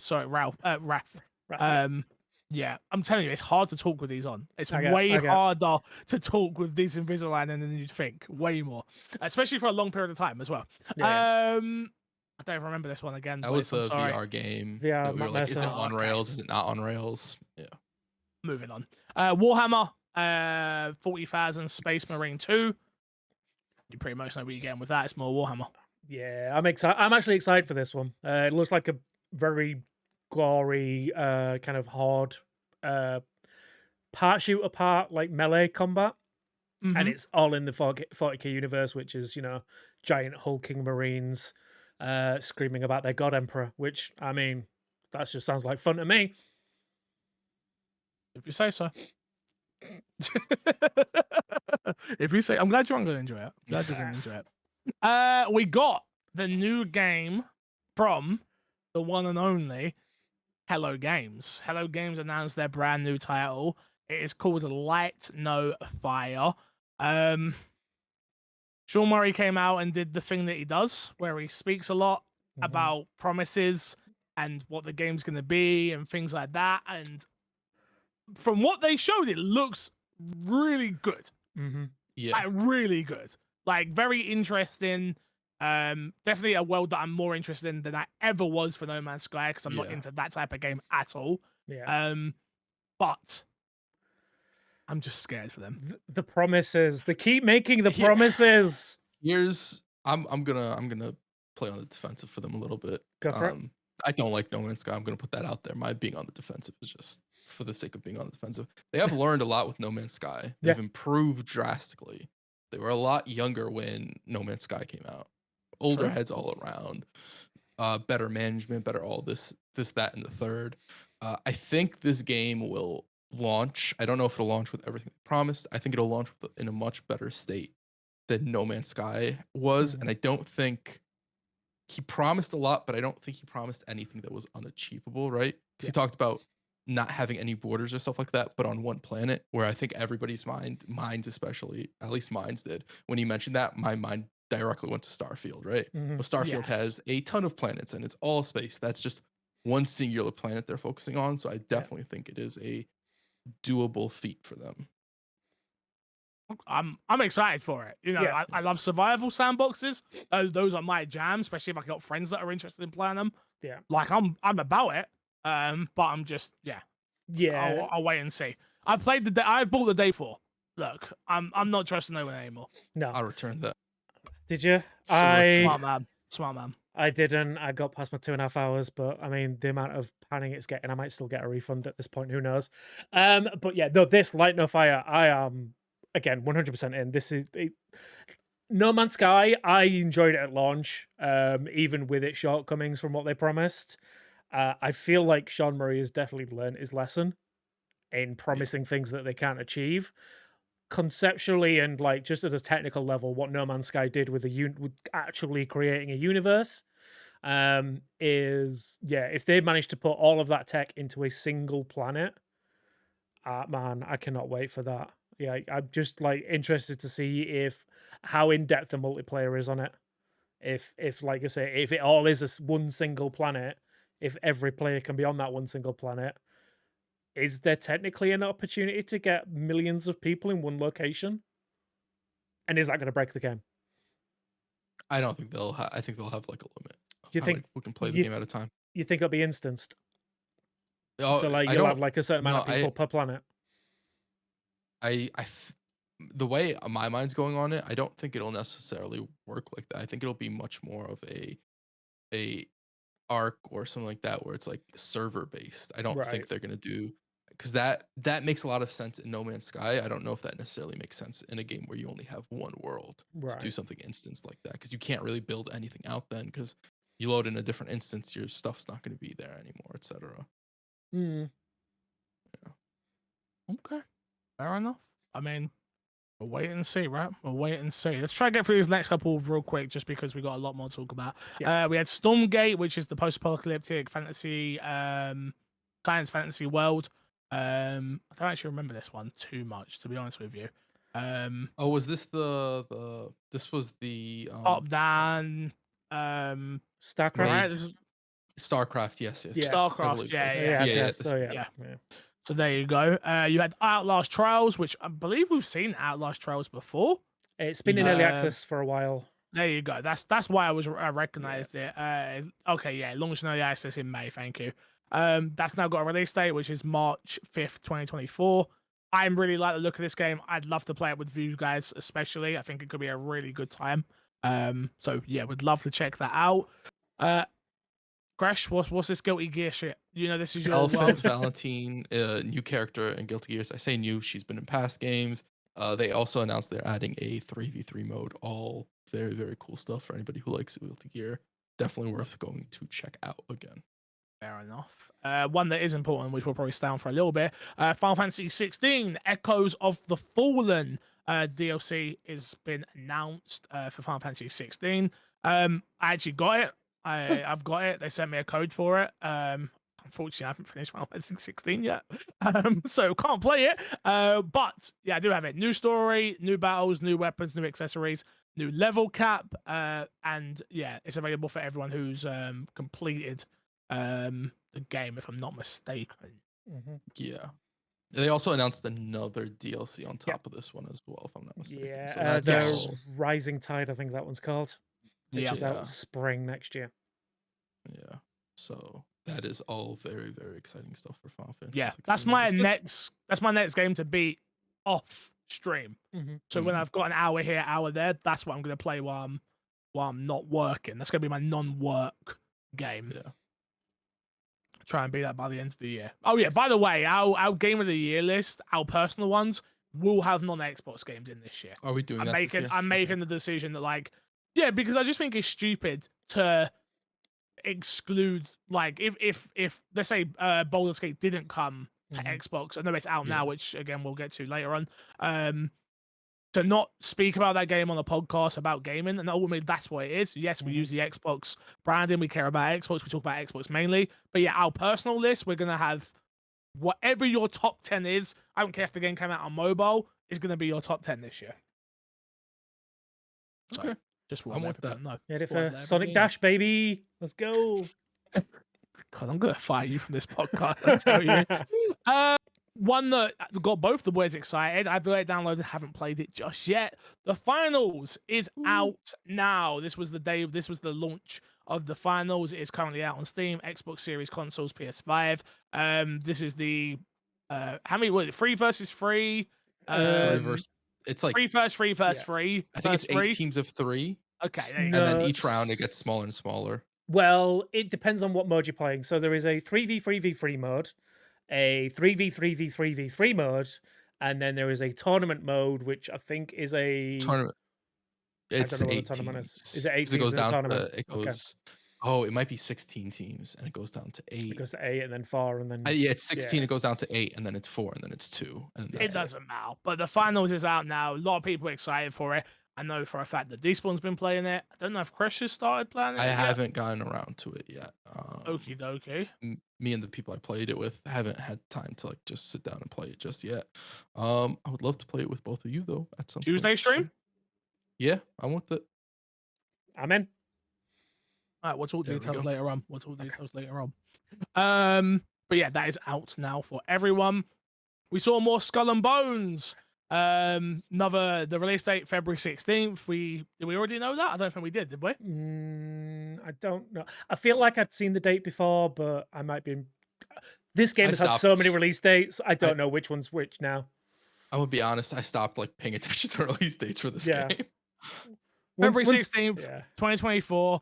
Beta coming December 15th. to the 18th. I can confirm today that I will be streaming it again over on the Ubisoft channel next week. So come and check me out. I think it's next week, might be the week after. Come and check me out if you want to see more gameplay and hear some thoughts and opinions on it. Again, I played it. I enjoyed what I played the first time round. Take that with a pinch of salt, you know? Really do. And then the very last announcement of the entire show that closed the show was Monster Hunter Wilds. We knew the Capcom were going to release something relatively soonish. They said it themselves. They had a big release coming, and it is Monster Hunter Wilds, the next generation game in the series, launching in 2025 on PS5, Xbox Series consoles, and PC. Maybe by the time it comes out, I'll be hyped for it, and Crash will have convinced me. But since I played Worlds and didn't love it, I enjoyed it, but I didn't love it. It very much is a game that you need people to play it with. Mm-hmm. Like, playing that game solo is just not it, personally. I think I'm excited for this regardless, but I think the one thing that I really want them to sort of fix, or it's not even fix, it's just change. Is the way they do co-op. Mm-hmm. Having to kill a monster solo and then not, like, I just want to be able to jump into co-op to experience that first time with my friends, right? Because that'll be a dope moment. It was always off-putting, and I hate when games do this. Far Cry used to do this for its co-op as well, where you had to get to a certain point in a story. Avatar does it in their new game. I hate that aspect. Like, let me just play through the game with my friend. Like, I that's all I want to do. I don't care if I don't get the progress sometimes. While I'd prefer we both get progress, I'm fine if only one person gets progress, especially if it's predominantly like a co-op game that I intend to only play with my friends, right? Mm-hmm. Yeah, if I see more details on this and they have made a lot of changes that I like the look of, I'll probably jump in on this. But again, 2025, honestly, stay away from GTA. Stay away from GTA. That's all I'm going to say. Different audiences, 100%. And both those games are going to sell ridiculous amounts of titles. But stay away from GTA, everyone. Stay away. When do you think in the year? When you think like summertime? This comes out? No, GTA. Oh, this all bad. Let's put this first. This I think will come out, if they're smart, they bring it out early 2025. So like February? January, February, maybe even March. If they can launch in any of those dates, I think they can clean up a lot. Because GTA is coming out in September or October. Yeah, I was going to say, like, this is going to be... GTA is going to be like a late summer thing, right? Yeah. I think it's summer. I think it's like... It's got the vibe. It's got a summer vibe to the game, so I feel like July, August. Yeah, if it comes out July, my birthday month. I think it'll be like July. I think it'll be the time where there's a whole bunch of people off of work and stuff like that, where people are taking vacation and stuff like that. I think GTA is. My birthday's a Saturday. Imagine it comes out the 19th on the Friday. My birthday's a Saturday. Ooh, that would be nuts. I mean, I'm just saying, like, regardless of when this is coming out, there's going to be a lot of people on holiday. Oh yeah. I am 100% like I can't make it to work. Yeah. Oh no, I'm lost an arm. Don't look at my Why are you coughing? No reason. Don't worry. I coughed an arm off. Yeah, I am taking time off for GTA 6. Bro, I'm scared. I might have a baby by then. Nah, no way. I'll push off the baby by then. Forget that. No baby. GTA's coming out. Can't risk it, H. I'm sorry. Can't risk it. Yeah. Boys, obviously that's everything that was announced at the Game Awards. What did you think overall? What did you think of the Game Awards? And its production, it's what was announced overall. Like, let's start off at base level. Despawn. What, if you had to score it out of 10, what would you have given the Game Awards? Actually, do you know what? No, let's do what you did on the My Xbox and Me poll, because you did a letter system, right? A, B, C, D, yeah. A, B, C, D. Where would you have put in it? So are we talking overall, or are we talking specific elements? Because I think there are two sides to the Game Awards this year. Overall, I would say I'd give it a B. I think this is by far one of the best announcement years for all of the reveals and things like that. What they did to the developers this year was atrocious, giving them less than 30 seconds in some instances, cutting them off in the middle of very heartfelt conversations about people that died this year. It was, and then giving other people constant like time just to talk. Like the Anthony Mackie one was terrible. It felt sort of belittling to the games industry as Yes. a whole to Not a as- degree. Yeah, not a single mention of any of the layoffs this year. Which I understand why from a Bro, Jeff Keighley stand. it's a feel good game show. Like you're not gonna bring that up. Let's be honest. I mean, it's a celebration of gaming. Is it? Yeah, exactly. but- You literally just said it. No. You just said it. It's a celebration of gaming. But is it a bit disingenuous to celebrate something and not mention all of the people that have lost their jobs making the games that we are celebrating at the time? No, because I disagree. I think And there's that's a time and I think there's a time and place to speak about everything. I don't think that the Game Awards, where you have got advertisers, you don't see, if someone says it in their speech, which I agree with you on, by the way. Yeah. I totally agree with you on the fact that developers this year were, and we were saying it as we were watching it, like developers this year were such an afterthought in something that is meant to be about them. Yeah. Like that is, I don't want to see Anthony Mackie and Matt McConaughey and whoever else. Don't get me wrong, and I know what you're going to say, Chris. So I know exactly what you're going to say. I think I know you pretty well, maybe. I want to see them if it means it's going to come at the cost of Larian Studios talking about Baldur's Gate for an extra 3 minutes. I don't care. I don't care about them. I care about them. Go on. I will say, so this is my perspective, and I don't know if this is accurate or not, but the Game Awards this year, as far as advertisements went, didn't feel like there were any advertisements when you were watching the game, right? That's because a lot of the advertisements they got were gaming related, so it fit in a lot. So a lot of those bigger conversation pieces, like the Anthony Mackie part, you cannot convince me that was not an advertisement. Like I won't accept it, even if it comes out to be true. I'm just like, no, that's not true, right? Well, it must have been. He spoke about the season 2 of exactly. Peacocks by words, and 100%. So I think that's one thing to look at. I think the part you really have to look at is the Kojima part. This happens every year. It really does, because if you cut the Kojima part to a minute, you can give most of the other developers the extra 30 seconds or the minute. Because I do think they needed to tighten the time control a little bit on developers talking, as much as that might suck, because they were just, sometimes it would just drag on a little bit too long. Absolutely. Right? Yeah.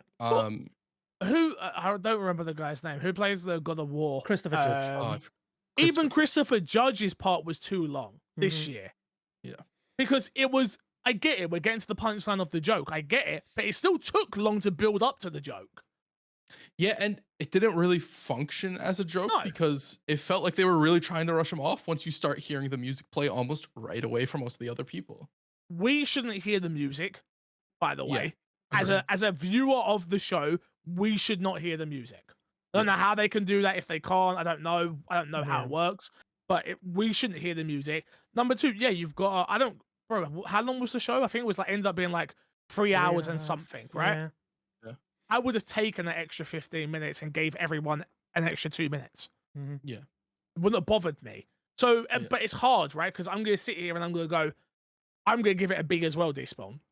And I'm going to go, it was paced. The pace was amazing.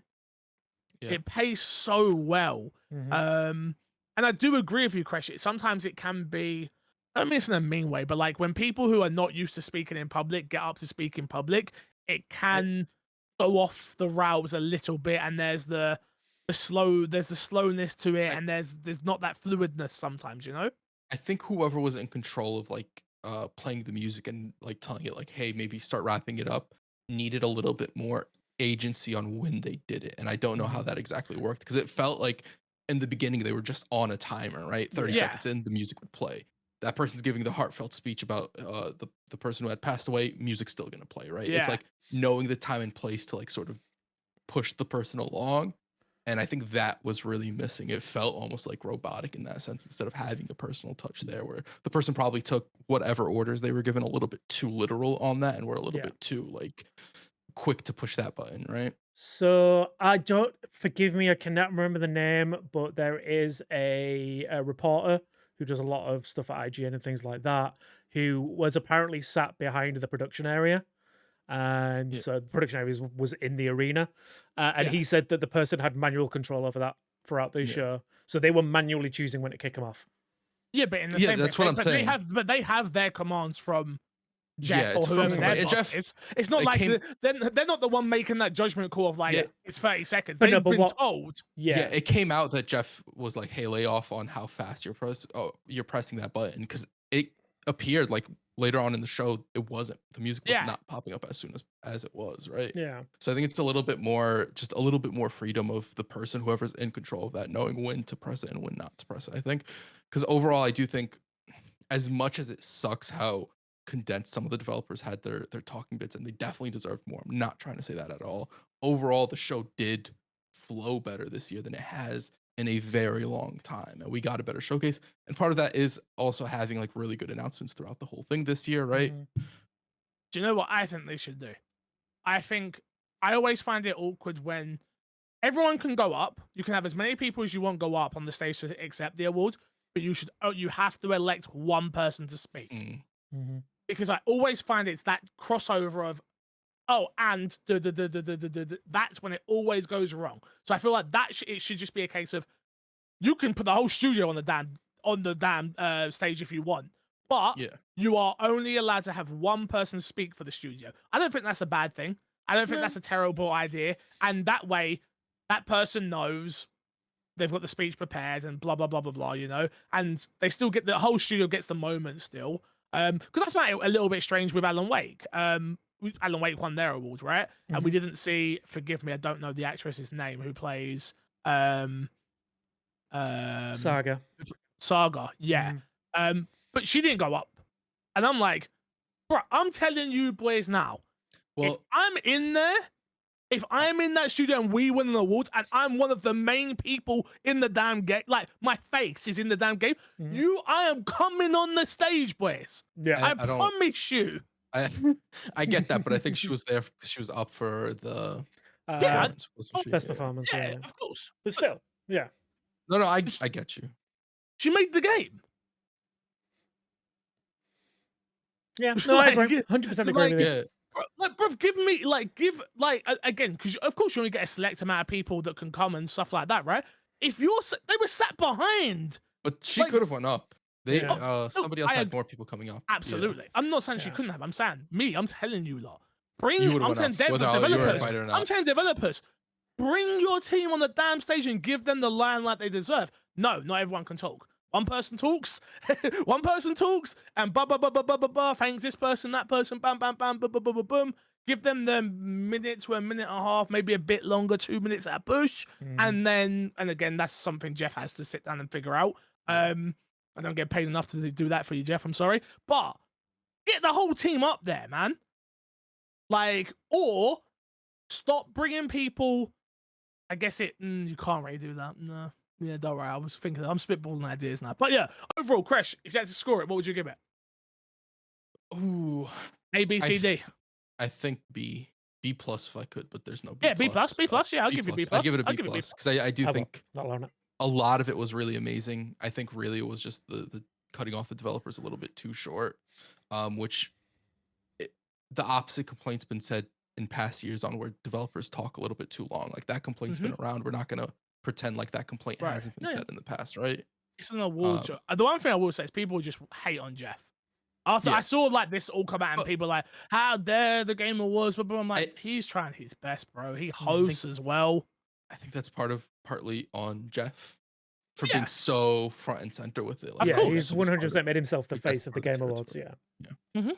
Which to a degree, I think he'd rather him get all the blame than his team. Oh, yeah. Yes. With the type 100%. of person he seems like, right? Mhm.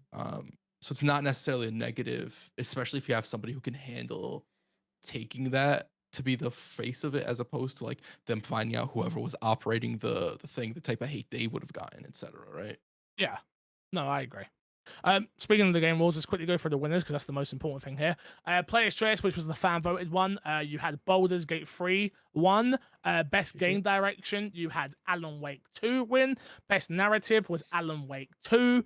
Best Art Direction, Alan Wake 2. Best Score and Music in a video game went to Final Fantasy 16. Final Fantasy. Thank you very much. The composer was Masayoshi Soken. I hope I said that correctly. Nailed it. Best of my ability there. Best audio design went to Hi-Fi Rush. Best performance went to Neil Newbon from Baldur's Gate 3. I wouldn't know. Crash killed that character in my playthrough. You brought it. You can't say you brought it back to life. Next up, Games for Impact, we had Chia. Sorry, go on. Chia, thank you. Won that category. Best ongoing game was Cyberpunk 2077. Sorry, a lot of uproar about that one. Best indie game went to Sea of Stars. Best debut indie game went to Cocoon. Best community support went to Baldur's Gate 3. Best VR/AR game was Resident Evil Village VR mode. Best mobile game was Honkai Star Rail, which Crash plays because he's a weirdo. Best action adventure game was The Legend of Zelda: Tears of the Kingdom. Best action game was Armored Core Fires of Rubicon. And is that 6? Yeah. I'm good at No More Rules. I knew it. See, best RPG went to Baldur's Gate 3. Best fighting game went to Street Fighter 6. Best family game went to Super Mario Bros. Wonder. Best strategy game went to Pikmin 4. Best racing/sports title went to Forza Motorsport. Best multiplayer, Baldur's Gate 3. Most anticipated game, Final Fantasy 7 Rebirth. Best adaptation went to The Last of Us. Content creator of the year was Iron Mouse. Innovation in accessibility was Forza Motorsport. And last but not least, the game of the year, and you already know this, went to Baldur's Gate 3. Overall, boys, happy with the winners? Happy with who won what and who deserved to win what? Everyone happy with that? Yeah, I don't think there was any like standout, like they in no way deserve to win that award. I think, like you said, there was a bit of uproar about Cyberpunk, but I think the turnaround shows that ongoing they've put in the effort, got it to where it needs to be nowadays. Totally fine with it. I wasn't surprised by anything that won, really. I felt like I'm very, very, very happy that Baldur's Gate 3 destroyed. Yeah. Like, there's never been a year where I've gone, I hope this game doesn't get overlooked, right? Mm-hmm. And there's nothing funnier than watching content creators who don't know what Baldur's Gate is. I've seen some reactions where like, what the hell's Baldur's Gate, man? And I'm like, oh my God. Like, I'm assuming you guys have seen the Spider-Man fans losing their mind over it. No, I haven't. Oh, I saw one. It was amazing. I think I saw the same. Yeah, the green screen in the background. Yeah. It's similar to that exact reaction. It's like, what's Baldur's Gate? No one's played Baldur's Gate. No one's seen Baldur's Gate. No one knows what it is. It's clearly Spider-Man 2. What? No, roll it back. You're joking. It's like there's hundreds of people in the audience. Yeah, they're definitely pulling a fast one on you, buddy. I also don't think like whatever argument they would make would necessarily work because Baldur's Gate also won player choice of the year. Which I didn't think it was going to win, by the way. No. Genshin's won like the past like 2 or 3 years, if I'm not mistaken. Yeah, but vote. Yeah. So. You got to remember there is now a time of before Baldur's Gate and after Baldur's Gate. Oh, 100%. That's what I'm saying. I agree with you. It's everything works different now. If Baldur's Gate doesn't win that next year, I'm going to be fuming. Yeah, the rules have changed. I was so annoyed. Everybody's meant to play Baldur's Gate today. And Haley had an update for 130 gig. And I was like, I'm last time she updated it. Oh, bro, she don't. We're talking about Haley here, Chris. We both know that game's had a couple of updates. That girl don't update. That girl, she turns on the computer and goes, why is it not working? Your driver's updated. How do I do that? I'm like, bro, I'm sick of you. I'm sick of you. I'm sick of you. And like, she'll do do you know what? Say a therapy session, you don't care. Is she in the room right now? Oh, she's giggling in the background. Okay, I can hear her giggling. She's a pain I'm just in the waiting for fucking the cushion to come flying across the room. That was it. she's a pain in the bloody arse. Boys, yeah, that is it for the Game Awards and our topic of the show this week, we will do Guess That Game real quickly. If you don't know what Guess That Game is, Guess That Game is back. It is the game where the boys, I pick a game this week, and the boys get to ask me questions that are yes or no. I will ask them to the best of my ability by bringing up Wikipedia for the game, and all they have to do is guess the game in 1 minute 30. Boys, I will get the clock up now. Are you ready? 1 second. Yes. 1 second. I am ready. While you're 1 second, and let's read out the scores. We've got Crash on 2 points. We have Matt on 1 point. We have Despawn on 3 points, and we have me on 3 points. You ready now? Yes. Yeah. You sure? Yeah, I'm ready. 100%. Do you have the timer ready? Oh, wait a second. Don't ask me questions like that. Okay, now I'm ready. To me, it looks like you're not ready. Is all. Yeah. Only thing I'm saying. It looks like you're typing away trying to find a game. That's what I'm saying. Oh no, I've got the game. Oh, Oh, okay, no. okay. I've got Are you the game. opening game up is the it? Wikipedia page? You got the Wikipedia page? I've got the open? Wikipedia Okay. page as well. Are you ready? Yeah. Here we go. Who's Three- going? Wait. Who's going Wait, first? wait. Crash goes first. 3, Okay. 2, 1, go. 360 game? Nope. First party game. Nope. Xbox One game? Nope. Series X game. Yes. Third person shooter? Nope. EA. Anything? Nope. Sega? Nope. Capcom. Nope. Square Enix? Nope. Activision. Nope. Fantasy game? Yes. Fantasy game. Larian Studios. Yes. You can stop the clock, mate. Teaspoon. Yeah. Crash, do you need to write it down, or how are you good? You both confident? You have to agree with write each it other? down? I mean- You agree with each other? I think we agree with each other. Okay, sure, I no think problem. You so. don't need to write it down. Think All right, so. Despawn, what's the game I picked this week? Could it be, just put it out there, is it possibly Baldur's Gate 3? It is, my friend. Congratulations! You have got yourself a point this week, Crash. I assume you wrote it down. I do have it written down, actually. Show me. I have Baldur's Gate written down, but you know what Yeah, I I'll meant. give it to you. Yeah. That's fine. Yeah. I'll give it to you. That leaves us on. Okay, that leaves us on Crash on 3 points, Matt on 1 point, Despawn on 4 points, and me on 3 points. If you want to email in your suggestions for Guess That Game, you can, or you can DM us. Let us know in Discord for some games. Just, you can list some games out there. Maybe we'll pick it, maybe we won't. Who knows? Who knows? Fix a Slack this week. Remember, you can email in myxboxandmepodcast@gmail.com or hit us up in the Discord. The Discord is in the link below of the YouTube video and the audio version. We'll do a better job of promoting that because we don't do that often. So we'll try and get better at that. First question. The Game Awards has come into some criticism. We already answered. We already kind of spoke about this. I was going to save this for later, but we already spoke about it. So hope you understand. We did that one as well. Here we go. Whoa, the VGAs were really good. I do have I have a question for @MCFixer though about Skull and Bones. The 3-player co-op wording threw me. Do you know how that will play? Does everyone have their own ship? The in-depth video just released did still mention PvP on sea, so is it like Division where they have a PvE area experience, but also a dark zone for PvP? An easy okay, cool. We'll stop there. Yes. So I can talk about this. I've played it, like I said. Yeah, exactly like that. They have a PvP area in the sea. So on the map, you can go to a certain area where there is PvP happening. Yeah, 3-player co-op, everyone has their own ship. And you go off and you go on your sea battle ways. Like, honestly, I know obviously the game's taken a really long time to come, obviously. But it's one of the most beautiful looking games I've played. It is ridiculous how nice it looks. And like I say to you, I do truly believe people are going to come away from this game actually surprised by how good it is. Again, I can only go off of what I've played, which is a closed beta. But I really enjoy it. Really, really enjoyed it. And I can see me and the boys playing it. And like, I don't know if it will last very long. I feel like it will be a case of you'll play it, it'll be here, And then the people that love this game will absolutely love this game and will never leave this game. And then the people that, won't. Simple as that.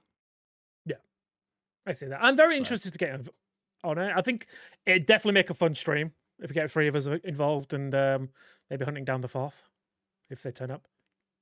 No, it's But yeah. free play co-op, so he can't. Oh, we can't go hunt him down. No, can't hunt him down. Can't hunt him down. No. Fair enough. But still, 3 players running the high seas. I think that'd be a fun stream. Definitely. And then the bonus question here is an easy one for the gang. What was your favorite announcement? Mine was Jurassic Park. Crash, favorite announcement of the Game Awards? Blade. For sure. Despawn? Light no fire. Mine was Sega, Golden Axe, Streets of Rage, Shinobi. All 3 of those really good Mm-hmm. Yeah. announcements. Shows you how good the Game Awards was. Yeah. Next up, it seems like a combination of the occasion, nerves / time pressure derailed plans for Sven Viken of Larian Studios to finish their speech with the Xbox announcement for the release of Baldur's Gate 3. How can Jeff bring greater focus to the Game Awards at next year's The Game Awards show? So yeah, I don't know if you guys actually saw this. They actually tweeted out the main guy at Larian Studio who was wearing the armor. He was meant to announce that Baldur's Gate 3 was out at Xbox if they won the award, which they did, and he forgot. Yeah. So he tweeted that I had one job, and that was to announce this if we'd won the award. Sorry all, but happy it's out there. Yeah. Yeah, nuts. Absolutely crazy. I bet Xbox are a little upset. Yeah. Oh, probably. Because Xbox was probably like, you can add it to the trailer. And no, we got you. We got you. We're gonna win. Because we are We're gonna 100% winning this award. It's going to be great. Yeah. And then, oops. But yeah, so happy that Baldur's Gate is now on Xbox and Xbox players can play it. I need to implore all of you, even if you think this is not a me game, I don't think I've been on this podcast in a really long time where I'm like, I promise you're gonna like this game. I'm giving this the Fixer seal of approval stamp on it. Take it to the bank. You will enjoy a Baldur's Gate 3, especially if you can get people who enjoy these type of worlds to play with you. Yeah. But even if you can't, still, I think you'll have a great time. I think even single player, the game's a fantastic experience. Oh yeah. 100%. Wait, so we're happy to say we're going to be playing it through. Don't know, we haven't set out any dates or times or anything like that just yet. But yes, we will 100% start our campaign really soon. Hopefully this side of Christmas, maybe not. Maybe we'll wait till the new year. We're not sure. And we will just pick it up and play it as we see fit. But yeah, cannot wait to play this goddamn game. It's so fucking good. Mm-hmm. Yep. It's almost like it's the game of the year. It just deserves it in every way, shape, and form. It really does.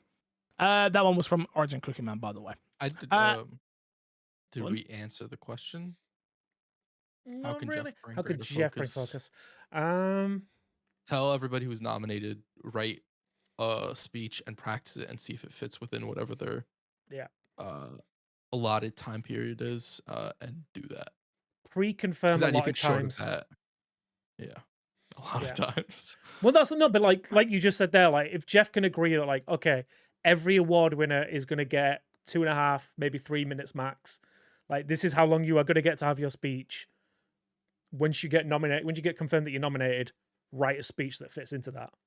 It probably is like that now, but it's the time it takes for me to get to the stage as well. Again, it could be 2.5 minutes from the time that you get up to. It could be like I generally think like these conversations are being had. Yeah, like especially the are not already being had. You know, I'm gonna say the amount of like how loud it is this year. The conversation. Jeff is definitely gonna have to look at it for next year. I think. Well, what Jeff did this year was a response to like people's opinions and thoughts on the Game Awards in the past. So it's not like Jeff doesn't listen. Like I said earlier, I think it is clearly like an overtune. I'm sure next year will end up being better. It should constantly be a work. Everything about the award show should constantly be a work in progress from year to year and ways you can make it better. And I think Jeff, especially with the way things turned out this year, has shown that he is willing to change stuff and make it better. Like even just the presentation in general of the award show, the last 2 or 3, not even including Summer Games Fest, have been kind of lackluster. With this award show, I think Yeah. for the most part, literally other than the developers' time to talk, everything was really good about the award. It happens to be that one of the biggest reasons the award show happened to be the worst things to happen at the showcase, right? Yeah. Yeah, great. So I'm sure, like Fix said, conversations are happening. A lot of times, how long should it be, including walking, all that sort of stuff is being discussed, right? Mm-hmm. Yeah, One I think person, everyone on the stage. that would work. Yeah. And from what I've seen of Jeff, like for all jokes aside and all that kind of stuff, like he's very open with the audience and the community around the Game Awards. He does regular streams where he talks about the Game Awards and planning. He's always he's always talking about the trailer that he edits himself for the Game Awards, so he does all the hype trailers and things like that.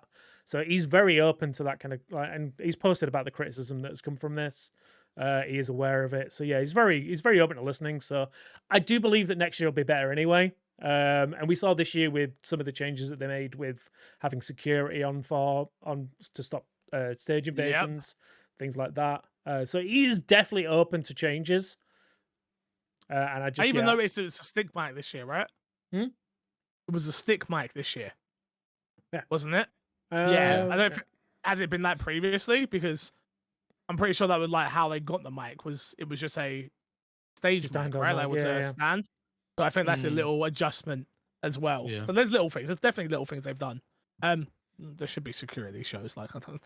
In fact, there weren't security at the last. Security looked nice in Yeah. this one, right? They weren't there. It didn't seem like they took away from the show. They were just there doing their job. It was perfect. Exactly. Totally agree. Totally agree. Yeah, let's plug and get ourselves out of here, boys. Despawn, what you got to plug this week, mate? Twitch.tv/my Xbox and me. Help us get to affiliate, please. Yes, we are aiming for 50 followers by the end of the year at least, so we can get affiliated. That's just the first goal. Yeah. And yeah, like any money made on my Xbox and me going forward, the full transparency to everyone, is going towards like editors and then promotion for videos and just trying to grow the brand of my Xbox and me and build, what we're trying to build now as a team. So yeah, if you are able to support financially, obviously on Patreon or, subs or donations or whatever in terms of from a live stream perspective, all that money will be going back into my Xbox and me. It's not like I'm taking it and the boys are not getting none of it, or the boys are taking it and not sharing it or anything like that. Literally, it is coming down to we want to be able to make cool shit for you guys, and that's only possible, honestly, with an editor. And as soon as we can afford to pay an editor what they're worth and how much they are charging, because editing is not cheap, we will be well on our way. So yeah, man, we're looking forward to a lot of changes going forward next year. Crash, what you got to plug this week? Podcast reviews. It's been so long since we've gotten a podcast review. I don't know if you guys have gotten any on the other side of the ocean. Send us some podcast reviews. Just clearly you guys have all went to your nans, and there's no more nans out there for you guys to be sending reviews. Find a random person on the street. Kick them down a flight of stairs, take their phone up their hands, and leave a review. Just saying, granddads exist as well. They also have phones. They also have stairs. Granddad in the penis, and then take their phone and leave a review. Mm-hmm. I appreciate that message. Yeah. What have I got to plug? Yeah, come see me over on UB. I'm doing a lot of UB streams at the moment, especially over the Christmas period. We've got a lot going on over there. Been having a lot of fun. A lot of fun as of lately. So yeah, come over, say hello, check out some gameplay, and also find me everywhere at MC Fixer. More roleplay. The new update just come out for No Pixel on the 15th. I probably won't be able to get in much, so yeah, I'm gonna be streaming a lot more variety while I'm in the queue for No Pixel. So yeah, come over and check out what I'm doing. Playing a lot of COD again. So if you like playing Call of Duty and you want to play with me, come find me on Twitch. All right, boys. Until next time, we will love you, leave you, and see you later. Goodbye.